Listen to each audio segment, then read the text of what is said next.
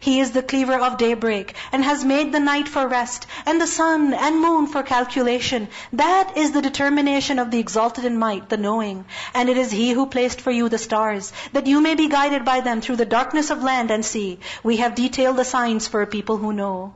Between the covers of the sky and the earth. Just like a book, it has two covers, it has two sides to it. The sky and the earth. Consider that to be like a book. Between it, within it are numerous, uncountable miracles, uncountable ayat, uncountable signs. Just take the time to reflect. وَهُوَ الَّذِي أَنْشَأَكُم مِّن نَفْسٍ وَاحِدَةٍ. And it is He who produced you from one soul and gave you a place of dwelling and a storage. There will be a place in the earth where you will be stored. Stored until when? Until the day of judgment. And what is that storage? It is the grave. It is the grave. In that storage, we will only be stored. We can't do anything there. Where is it that we can do something? Here, today, right now, before we are put in that storage. We have detailed the signs for people who understand.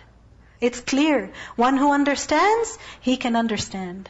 And it is He who sends down rain from the sky, and we produce thereby the growth of all things. We produce from it greenery, from which we produce grains arranged in layers. And from the palm trees, of its emerging fruit, are clusters hanging low. And we produce gardens of grapevines and olives and pomegranates, similar yet varied. Look at each of its fruit when it yields. So look at it.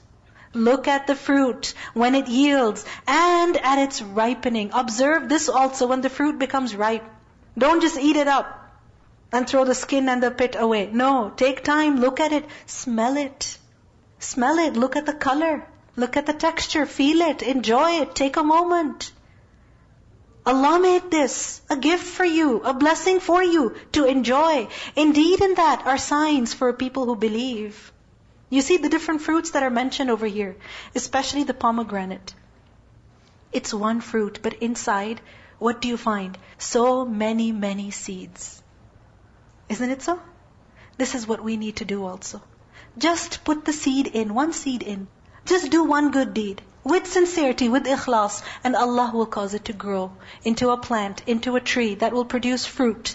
And that fruit will have seeds, and that will grow. In my backyard, this spring we have noticed that there's so many baby trees that are coming out. So many baby trees. We were wondering, this is not a kind of a weed.